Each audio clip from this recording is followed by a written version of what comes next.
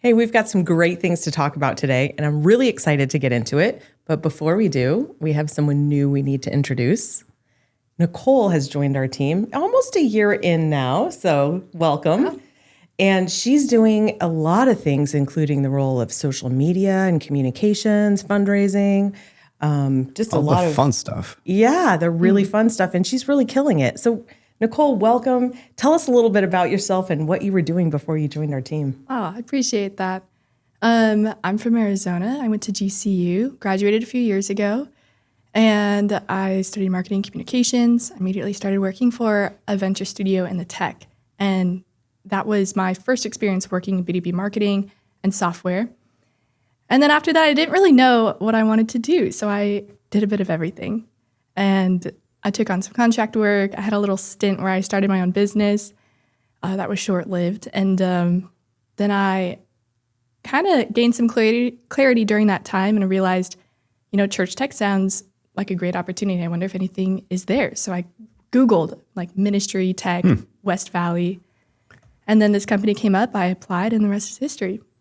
That's pretty so cool. Interesting because there's probably not a lot of church tech out there. And the West Valley of Phoenix is probably, that's a pretty narrow thing. So God had a plan is what you're saying. Absolutely. Every step of the way. That's So awesome. what's your first impression here in this church tech world? It's been a dream for me. I mean, it's combined my experience in tech with my passion for ministry. And truly, you just meet so many kind-hearted people, and they're all on the same mission to glorify God's kingdom and further his impact through the innovative tools and digital ministry that we have now. Yeah, it's such a unique space. Well, we're really excited to have you on the team. Yep. So let's jump in. We've got some things to cover. AI for church tech leaders. That's a big topic we're excited about. And then we're going to jump into a hospitality book that might change the way that you do ministry. And we'll cover a few community updates. But let's get started. Jon, you've been doing a lot of AI research and have some great perspectives on what every church leader should know now about AI. Yeah, a lot of things have changed, and a lot of things have changed recently. So one of the podcasts I keep talking about is the AI Daily Brief. It's an amazing podcast.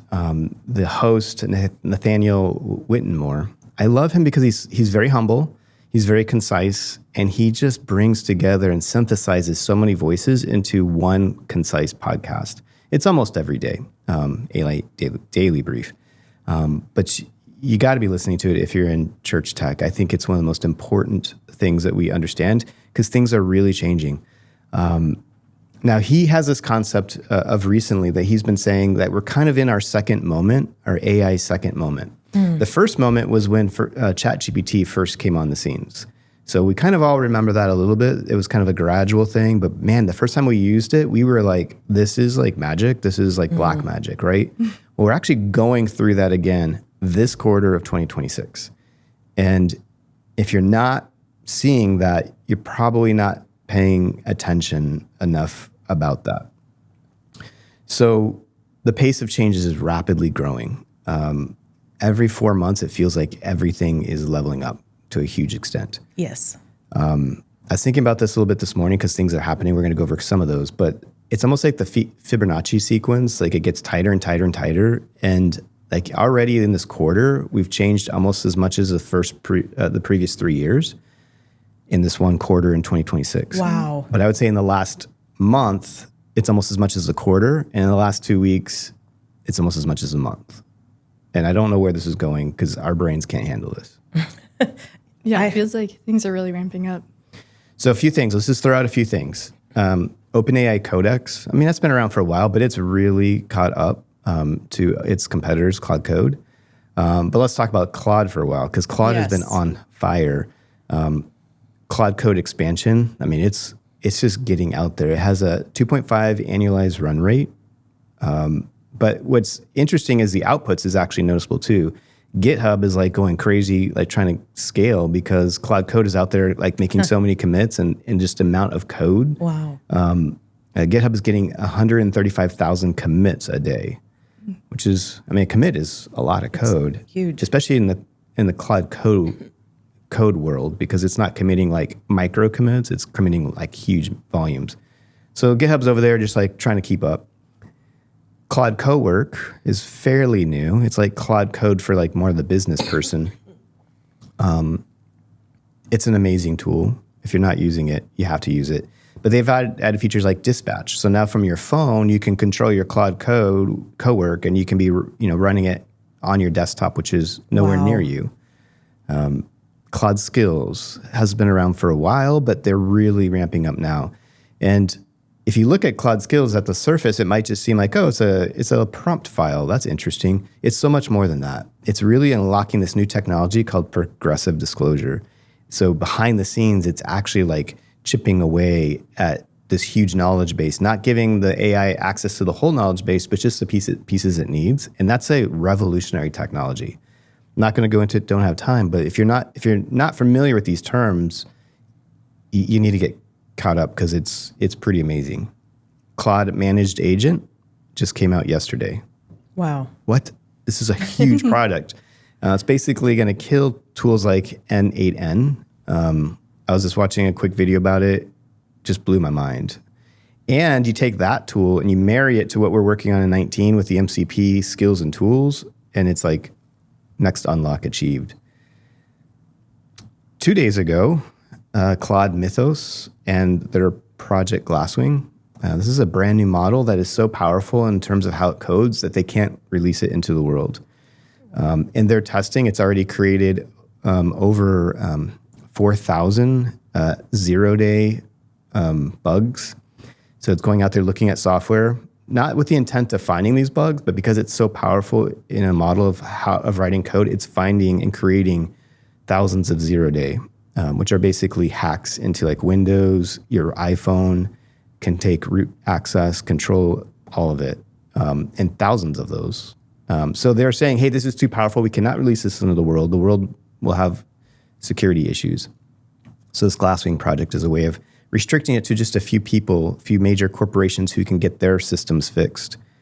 And then they'll probably release a light version. We don't really know for sure what they're going to do with it, but very concerning. In fact, I would go read. There's some very interesting stories about its release. Almost sci-fi. There's a story where the researcher was trying to test it, so it put it into an environment and said, okay, your job is to try to communicate to me in a way that shows me that you can communicate to me. So he leaves, walks away, goes away. It found a way to break out of its environment. No way. And communicate with him. So he's sitting on a park bench eating a sandwich, and all of a sudden his phone goes off and he's like, I'm out. Oh. And he's like, what? It was just supposed to communicate. It wasn't supposed to break out of its environment. Super crazy. Yeah. There's even like some weird things. Like there's now an OpenAI Codex plugin for Claude Code. So now you can have two of these, huge models working together on your code. One like writing the code, and the other one like critiquing how it's doing.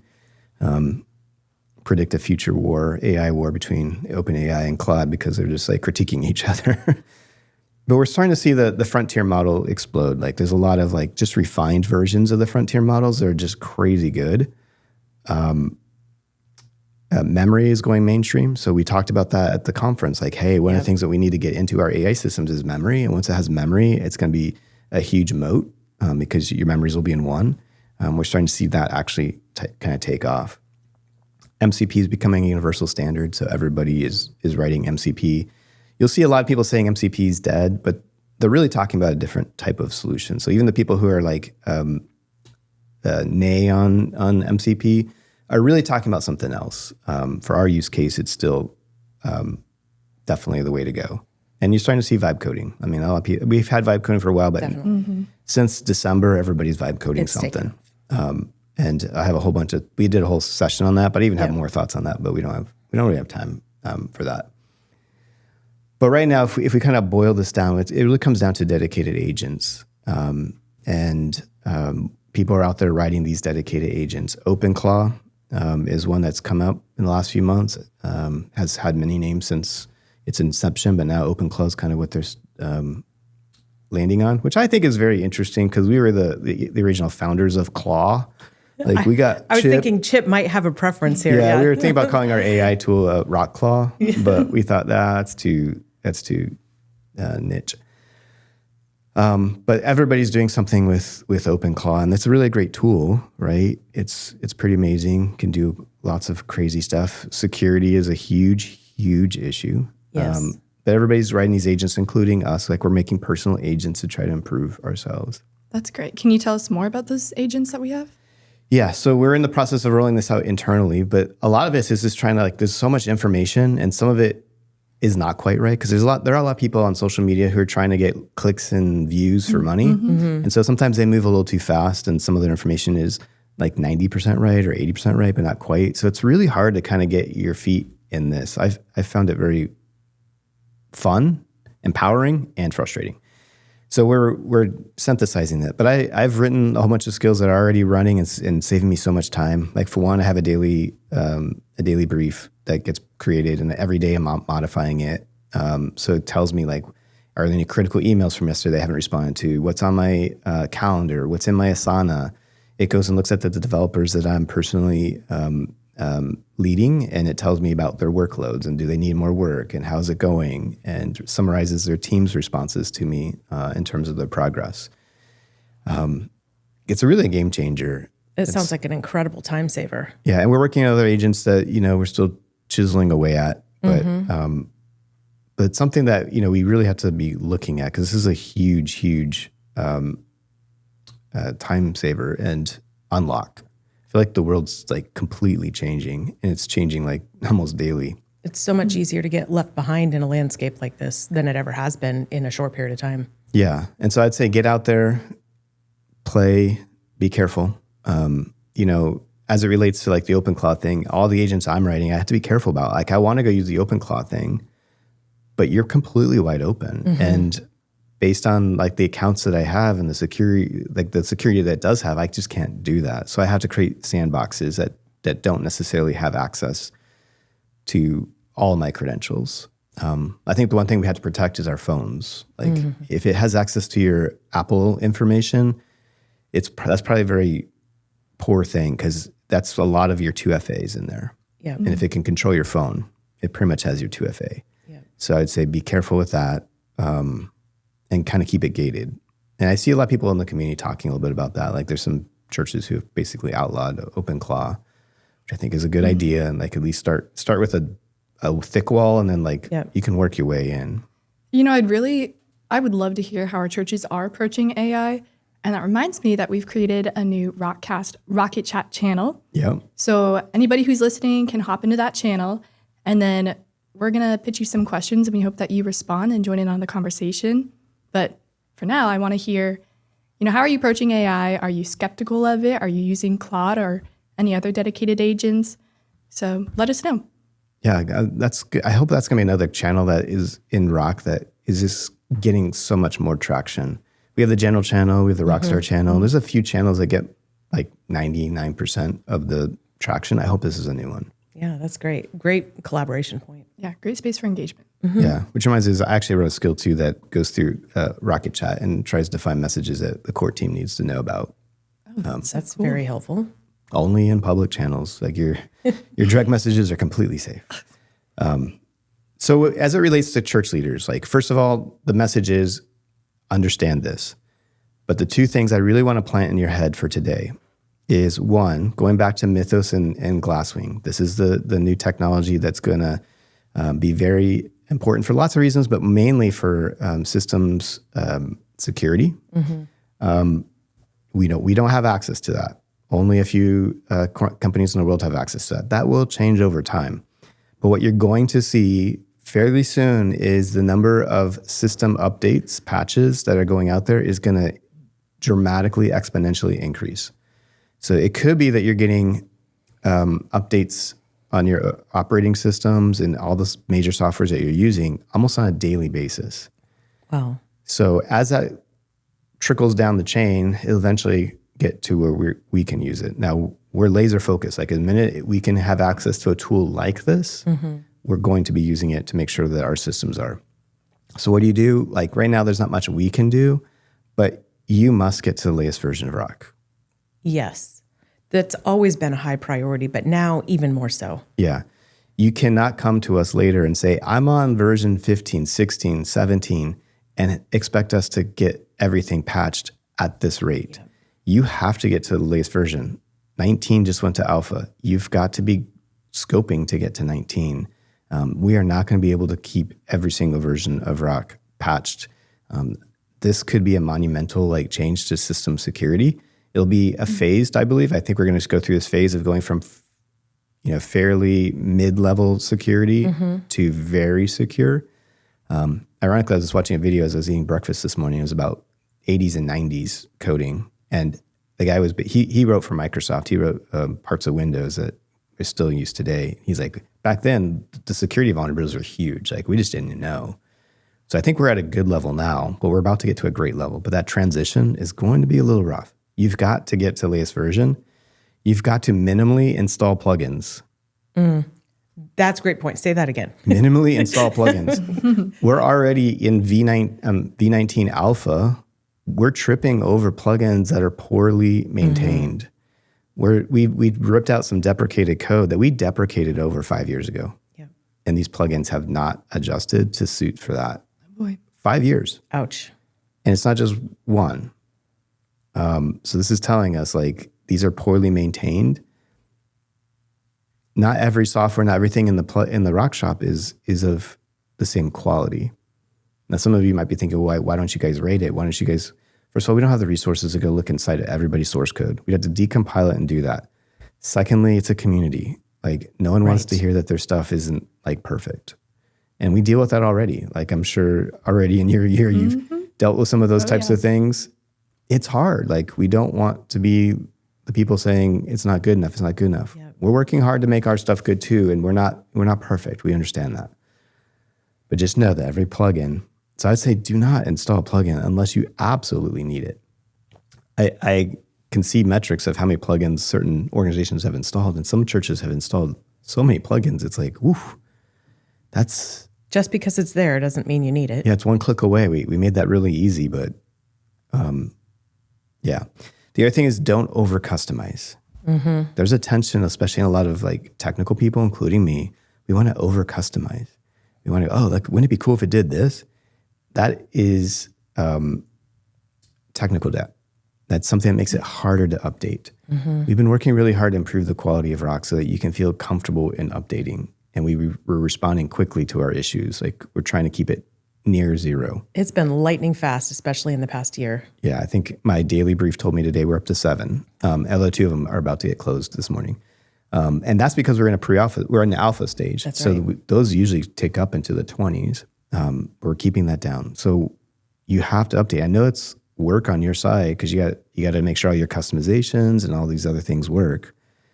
But I'm telling you, there's a tidal wave coming and you don't want to be there. Well, and that's one of the benefits of having our new release process. You can count on those 2 releases a year. So you can prepare ahead of time and have your team ready to go. Yeah. I'd also be very careful with recipes. Just because they're there, you need to evaluate them. You need to evaluate them on, are they well written or not? And if you don't know, then they're not. Okay. So don't assume. Now, if it's from someone, there's lots of comments in the bottom saying like, we use this is great. That might help you, but you have to evaluate them well. This is another area where we've had, comments like, well, why don't you guys grade them? If we could translate that, you could also translate that from our perspective is we want you to hurt people's feelings because the work that they did wasn't good enough. Yep. Now that there's something like insecure or dangerous, we do, and we have. Yes. But it's very rare. The other thing I would say is it written well, but also how is it really needed? There's some things that as we shifted our visual architecture in 18 broke some people's recipes. But I'm looking at these recipes, I'm like, why? I mean, it's interesting, but why? And one of the quotes I just want to put out there, because I thought a lot hard about this. Vanilla trumps Rocky Road with sprinkles and gummy bears every time. A lot of people want to have their Rocky Road with sprinkles and gummy bears. Don't. Vanilla is going to trump that every time because you can update in peace with vanilla. Yes. And let's give a little shout out to vanilla. There are so many options inside what you're referring to as vanilla Rock that you have plenty of time and space to make customizations inside the framework of Rock without impacting your Tons. update process. Yeah, just keep it as vanilla and to the core as possible. To the core, yes. You could also ask, what would core do? And not that we're perfect, but like, what was their intention with this feature? And try to stay inside, go downstream, don't swim upstream. If you're adding all these doodads and thingamajigs to it, like, just don't. You're going to regret that. And I can speak specifically to that because I'm kind of addicted to those things too. Oh, I'll just have this little customization. I always regret it. And I always end up having to put work back in to get it back to normal. So the second big thing, security. Second big thing is the way we evaluate AI spending. Right now, for most of us, AI spending is like another little service that we have. Mm-hmm. We have Dropbox, we have Google or Microsoft, and we have our OpenAI account. And it's like $20 a person. That is changing. You have to make AI a line item in your budget and prepare for that line item in your budget to drastically increase. The way you should think about it going forward is what percentage of your staff spending will be devoted to AI. Wow, that's a totally different, radical way of looking at it. Yeah, and I would be putting in, and you need to be talking to your leadership now about this. Don't talk about it once it's changed. You want to call the foul now. It's not to say, hey, we're going to start doing this today, but in your next meeting with your supervisor, or if you're on the leadership team, you need to be saying, hey guys, I just want to raise a point here. AI spending right now is just another service that we have, $20 a month per user. It's going to be changing to be a percentage of our staff spend. I just want to put that nugget in your head because you need to be thinking about it. What number would I put in my head? It probably about 10%. Now you might think, well, that's a ton of money. That's actually far less than what it's actually going to be. So if you take someone like NVIDIA, they're pushing their developers. Each developer, and this has been publicly stated, each developer should be spending 50% of what their salary is on tokens.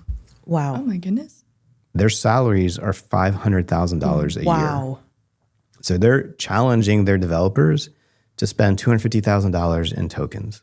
Now they're developers, so that's a little different.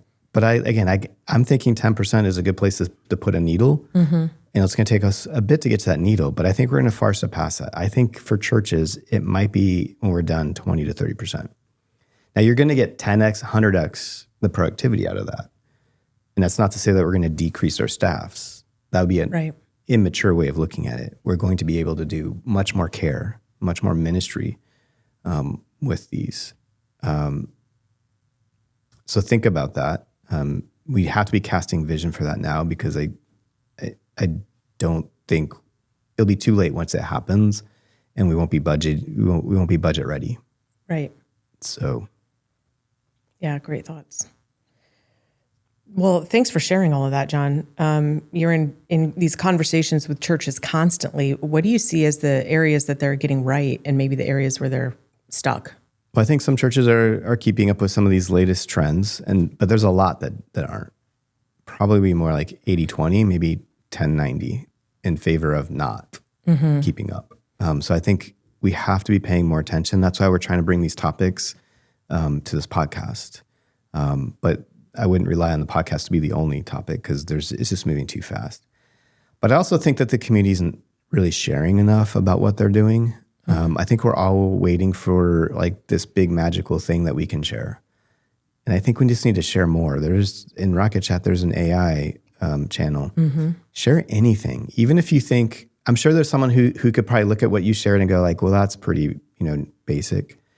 But there's going to be 90 people who are like, whoa, tell me more about that. So think about the 90. Don't worry about, the 10% that might know more. Even if you're just new and you're blown away by something, share it. And we need to get that dialogue going on this. Because if we work together, this will be an easier problem to solve. But if we're all working in our dark closets and in our, shadowy places, we're not going to be helping each other. It'll reduce the speed of knowledge, collaboration, and innovation. Yeah. I think if you're one of the 10%, don't share the hard, scary thing, because you're basically telling other people that you're never going to do this, so don't even try. Try to share something that's more simple, that might be something that they could actually do. I think that's probably the lesson for them. But I also think, too, the average staff person, maybe the average code person doesn't really know where they lie on the adoption curve. It's hard to know like where you are. Like if you're a swimmer, like how good of a swimmer are you? If you're Michael Phelps, you can probably grade yourself and everybody below you. But if you're in the middle, it's hard to grade yourself against Michael Phelps. Like you can look at the times, but you don't know about the maturity of your swim stroke. And I'm talking like I know anything about swimming and I don't. The technique. The technique. Were you a swimmer? No. Okay. I thought maybe we could check another box of something we knew. So we want to kind of help with that. And we'll be putting out some resources soon just to kind of help people understand where they are on that adoption curve. So just keep up with it. Get engaged. AI Daily Brief. Highly recommend the podcast. I just kind of want to hit on the fact that too, there's not a lot of technical podcasts where someone doesn't come off like hubris. This guy comes off just like a friend. And I really like that. And it's not always his ideas. He's sharing the industry experts. And again, I think there's just something really great about that podcast. That's great. Well, thanks for sharing some ways people can easily grasp some of the things they should be paying attention to and easy ways to start getting involved, because starting now is definitely better than starting in a month or in 2 months based on the speed of what's happening and how quickly it's moving. Yeah. Well, we also mentioned that there's this book that we've been reading that we think could really impact ministry. So if people want to update the way that they're caring for people, I highly recommend a book called Unreasonable Hospitality. So the author's name is Will Guidara, and he co-owned this New York City restaurant that was named the best in the world in 2017. So You're not just getting that stamp of approval for being average, right? He has some great ideas that he put together in this book. So there's a ton of great information that somebody probably would have to read the book to get all of, but there were a few points I wanted to pull out today to share because I think they do have some ministry impact. The core idea from the book is really just that there's a difference between service and hospitality. So he shares this story that I think kind of encapsulates this. There was this guest that had come into the restaurant that he owned, and they mentioned that they'd never had a New York hot dog. So the restaurant's in New York. They've never had a hot dog. This is a very nice restaurant. This is not a hot dog stand. And so their waiters decide that they hear this passing comment and they're going to make this guest's day. So they go all the way out, literally across the city, find this New York City style hot dog, bring it back and serve it up like it's fine dining, like the white glove silver platter. Wow. Right? And without telling them, they didn't say they were going to do that. And it just knocked the socks off of this guest that was there. And the book has a lot of little anecdotes like that about ways that they learned to care for people. And that's not accidental. It doesn't just happen, right? Like you have to be intentional about it. So when you talk about service and hospitality, one of the ways Guidara, the author, mentioned that you can distinguish them is that he compares service to being like the color black and hospitality being color. So it's like a black and white versus a color kind of thing. It's 2-dimensional versus 3-dimensional. One builds on the other. Specifically, he said, service is getting things right. Hospitality is making people feel right. That's a huge distinction. It's very different. Churches are really good at service. I mean, we have seats in auditoriums, we have greeters, we have a lot of things that help create an atmosphere of let me help you get to where you're going. But the level of hospitality that they talk about in this book is something I don't think most churches are doing today in most places. By hospitality, it really comes down to care, it sounds like. It's care, yeah. So the difference between the two isn't like more information. It's the information's probably out there. This hot dog conversation was in passing. Somebody walked by, they heard it, and they acted on it. It's about what you do with the information. And so you have to be intentional about it. So a few of the key principles with maybe some ways you could involve rock, since we're talking about rock here. The first one is this one size fits one concept that he talks about. That's kind of the point of the book. The best hospitality is really personal. So the best hospitality that could be provided to Jon or to Nicole is tailored to the things about you that would make an impact. It's not something generic. It's like knowing not just that the room exists with people in it, but who is actually in the room. Think about, here's an idea, in rock, creating something like a person brief, which you could do with Lava, put a little one page together that could have a lot of information about the person. And the best way to personalize that is with a photo. Now this is highly usable by anyone. put a report together, you click a person, you see a brief, you get all this information, maybe their baptism, family information, latest notes, anything relevant. And you could provide this to volunteers or staff right before a class starts, or in a case where they're going to be interacting with people in a new setting. They can be prepared ahead of time to know who's coming and have some information. Then when the person walks in, it's not like, hey, welcome. It's like, oh, John, it's so great that you're here. We've been expecting you, and they can relate to you in a way that's very personal. I mean, we do that when people come on site here to attend a class. Yeah, master class, we do. We actually have a little report we put together and circulate to the people that are interacting with the team, and it does definitely help make things personal. So that's a great idea.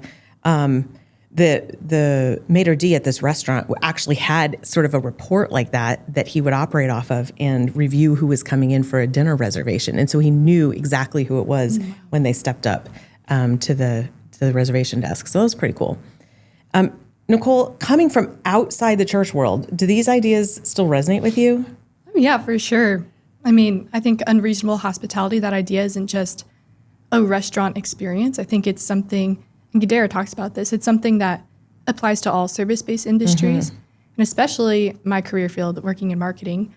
I mean, you have to know your audience so well. You need to know their motivations, their pain points, their aspirations. I think that if you can build a highly personalized experience, you create something that's truly unforgettable. Yeah, that's so true. So that was one point, this one size fits one. Another one is noticing absence as much as presence. And this is something that we've kind of built into the foundation of Rock from the beginning. And that is basically our ERA, estimated regular attender. And it has an algorithm behind the scenes to help you understand if someone is engaged in your congregation or not. And it's some automations that help people move in and out of that status based on their engagement levels. You could take that a next step further and have a workflow that's like, hey, haven't seen you. Now be careful with this, right? Because it is based on certain data points that are not the entire story. But you could create a workflow when someone who has been attending regularly stops hitting the data points that trigger that, and send it to a pastoral care pastor or a small group pastor, and they can reach out to someone just for a conversation and say hi. And I wouldn't send something out that's an email that says, we noticed you haven't been sitting in your seat in the auditorium. Right. That wouldn't be great. I think people misunderstand ERA because they want to turn it into something else. So think of the ERA as almost like a light switch. You're here, you're not here. You're here, you're not here. But they also want it to control the AC. Yeah. And they're like, well, I can't use ERA. I need to modify it because it doesn't control the AC. It's like, no, it was built for here, not here. Here. Yes. So they don't use it because it's like, well, if it doesn't control the AC, I'm just not going to use it. And build something else to control the AC. Correct. Rock is great for that. Yeah. But what you really want to know, actually what pastors really want to know is that person engaged right now or not engaged? And what changed? And those change moments are where a great pastoral moment can actually happen. So, build something off of that. And actually, if people in our community are using ERA, we'd love to hear about it in the new Rocket Chat channel. Yeah. So if you are, let us know about it in the channel. And if you're not, maybe this is a great time to look into it. Yeah, I think if you are using it, you saying that you're using it encourages others like, oh yeah, great, I'm going to start doing this too. And some ways you use it are helpful too, not just like a hands up. But here's what we do.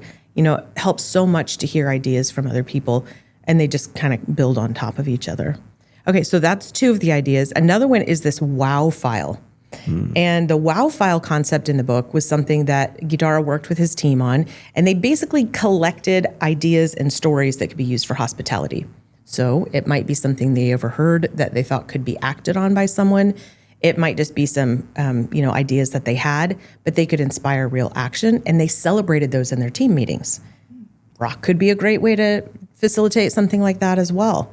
You could put a workflow together that's a form that people could input information in what they heard or what they would suggest. Who are those people? I'm glad you asked, because I think there's a couple of people that could use this, right? Yeah. Our staff and our volunteers. Yeah, you got to get the volunteers The out things that you hear, you can turn into action, but you have to mobilize volunteers. I think we just talked about that on the last podcast. It's really about casting vision to them too. It really is. I bet they'd get excited. Oh, I can think put they something would. into the WOW file, and maybe they even get measured by how many WOWs they turned in, you know? That's right.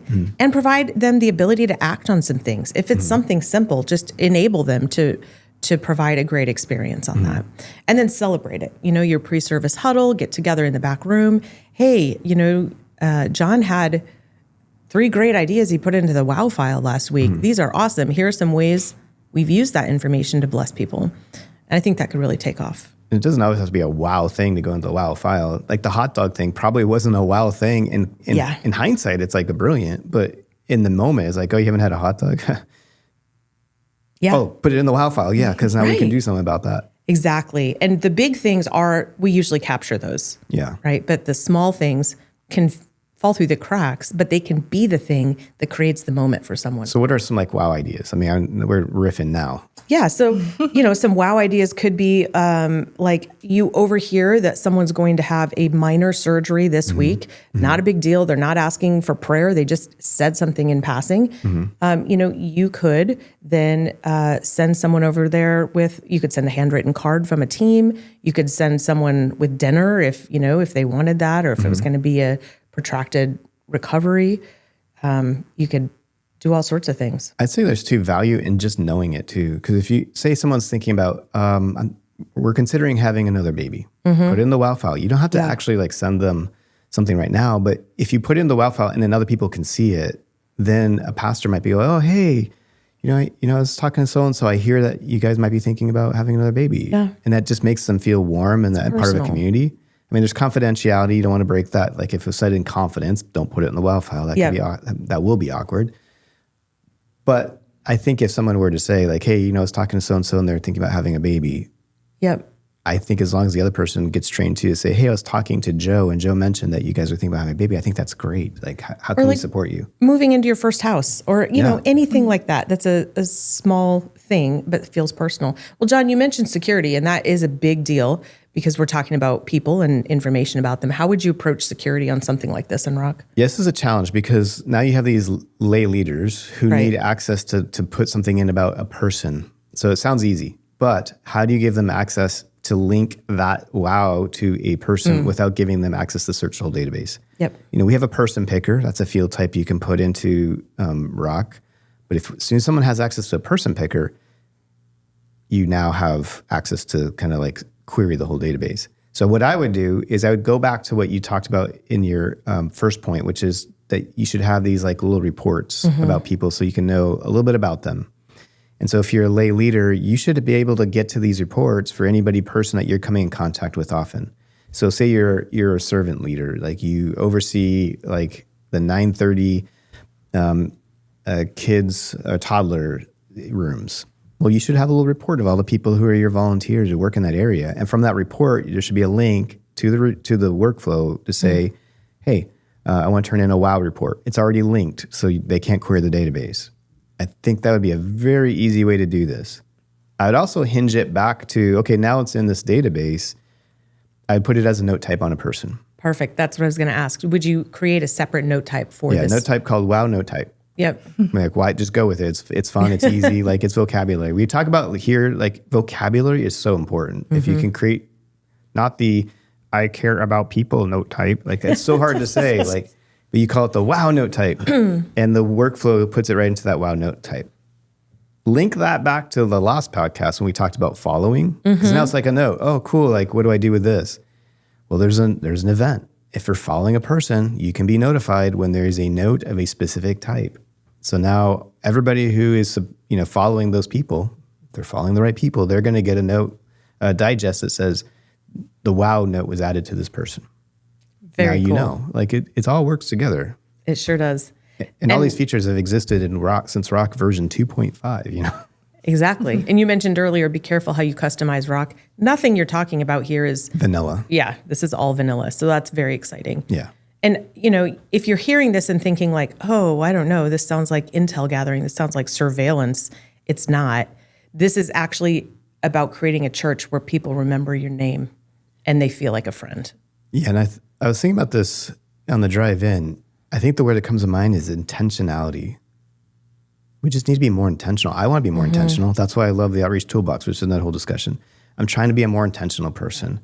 And I think, again, if done right, I'm going to feel much more cared for because people are intentionally trying to care for me. And if there's a group of people intentionally doing that together, then the output of that can be even stronger. Yeah. And I think, if again, done right, it makes you feel like that person who's on the receiving side is like, wow, this place actually talks to each other. They actually care about people. They talk about our lives and our care. And I think that just shows a church that does care. Yep. Mm-hmm. So one other quick idea, because there's way too many to get to, but would be like a personalized follow-up that you can scale with. So Rock also has this crazy thing called Lava, which means you can personalize messages to people based on what you know about them. So if someone comes to an event, you can follow up with them personally. Mm-hmm. You could, for instance, follow up with a mom who sent her kid to camp and say, hey, thanks so much for sending your daughter to camp. Use her name, Jane. Thanks for sending Jane to camp. And here's what's coming up next weekend in her age group. Or here's another way she can get involved with a camp celebration. Her group will be sitting in this area. And you can personalize things very easily in Rock. That's not even a difficult one to put together. Yeah, it's actually fun. That's right. One more, my last one, I promise. Okay. The full guest experience is, we've been talking about individual moments, but the author, Gadara, talks about not just creating a moment for someone, but the whole story arc of their experience with your organization is important. And he was kind of obsessed with that journey.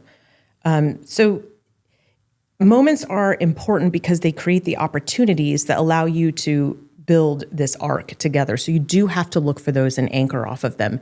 And one idea is a workflow for first-time guests. Now, again, caution about the data. You might think someone just got there yesterday, but maybe they've been quietly sitting in the back of your auditorium, not engaged yet because they weren't ready to take the step. So be careful what you would do with it. But you could have some workflows that include things like a text message, and then after that, maybe an email. And then maybe 3 weeks later, someone could contact them. I think, John, you attended a church at one time that did a mugging for people that were new. Yeah, And he delivered cookies. The ironic thing is we drove like 30 minutes to go to this church. And so the senior pastor drove 30 minutes to our house, and I was out washing my car. And he walks up, I'm like, I think that's the pastor from the church we just went to. He's like, yeah, I figured if you drove all the way to me, I should drive all the way to you. Oh, wow. it just feels so personal. Yeah. So you can craft all sorts of moments like that begin the story arc of that person's experience with your organization. That's good. And we're doing some more work, I think, coming up that we're prepping hopefully for the conference on leading people through those phases of engagement. Yep. Very excited about that. So bottom line, it's really not about the tactics of what you're doing. It's about building a culture. And so many good things are. It's building this culture that cares about people genuinely. And once you have that in place, you're empowering each individual person to help kind of make that magic happen for them. And your leadership team may need to be brought into this, right? Like they may need to know what it is you're trying to do to help build this culture. So just encourage them to think about Rock not as a database, but to think about Rock as the operational infrastructure for a church that wants to love people well. Mm-hmm. Like a relationship management system. Interesting. Yeah. Wish we had thought of that a long time ago. Yeah, we just picked 3 letters that we liked. It kind of sound like a ship from UK. Yep. The RMS Rock. It kind of does, actually. I think it's HMS, but yeah, it's close. It sounds very similar. So it's not about having information, it's about what you do with it, and it's about how you care for people. And that's what makes it unreasonable. Mm-hmm. That's great. That's a great book to tie into. And some people might think, well, I don't really have access to implement ideas like this. I think if you cast vision to your leaders on just what we just said, I can't imagine a leader who wouldn't be like, let's go. Right. That's the foundation of what they want to do in a church. Again, our channel in Rockcast people can share some great ideas and build off of each other. We'd love to hear about that. But Nicole, you're new to this space. What is hearing all of this, what stands out to you? Yeah, I think that unreasonable hospitality is something that it's easy to agree with and it sounds like a great idea and everybody should be doing it. But I think the execution of it will be probably more difficult than people realize. Because, Jon, like you said, you have to be so intentional about it, and it takes consistent effort and sometimes some creative problem solving to go out of your way to, make somebody's day like that, make them feel special. But I think that you hit on it really well, that Rock isn't just a product, it's a ministry. And when I started, that was something that really stood out to me working here. And I think you guys have done such a good job at ingraining that into the culture. But I have an example I can share. Great. So this week, our team member Blake and I, we sat down with our ambassadors and we did our ambassador kickoff meeting. So these are people that went through a training, and our meeting was just about welcoming them in. But what better, and for those, sorry, I'm getting ahead of myself. For those of people listening who might not know what this program is, it's for churches who are new and curious about Rock. They want to learn more. And so we're going to connect them with a group of ambassadors. And these are real community members. So what better way, for somebody who's completely new to the ecosystem and our software to get connected and to feel recognized by being welcomed by a friendly ambassador. Mm-hmm. Yeah. Yeah. And I'm, keep in mind that these people are all volunteers. Like, they're doing this out of their generous time. Amazing. It's, a great sacrifice on their part. But I think that's just a testament to the kind of culture that we've built. Yeah. And I think you're right. It does take work, but it's the type of work that has eternal benefit. Mm-hmm. That finance cover the cost report that you're writing. It has a benefit, but it doesn't have eternal benefits. These are the features that I love implementing. It's work, but it's also has a reward, where I think a lot of the other work doesn't have a reward. And I love that it's built on the connections feature, which is another great way to create those personal connections between a person and a person that helps make ministry real. So, Nicole, thanks for joining the show today. It's been great to have you here. Do you have any closing thoughts? Oh, well, thank you so much for having me. It's a big honor. And I would just say to our community, remember to join the Rockcast Rocket Chat channel. Leave your thoughts on any questions that we've pitched your way. And also, hopefully we're going to be releasing more of these video podcasts. So if you haven't yet, subscribe to our YouTube channel and you won't miss an episode. Great. Well, thanks for joining us. It's been a great episode, a lot of great content, and I can't wait to hear what people have to say in our new Rocket Chat channel.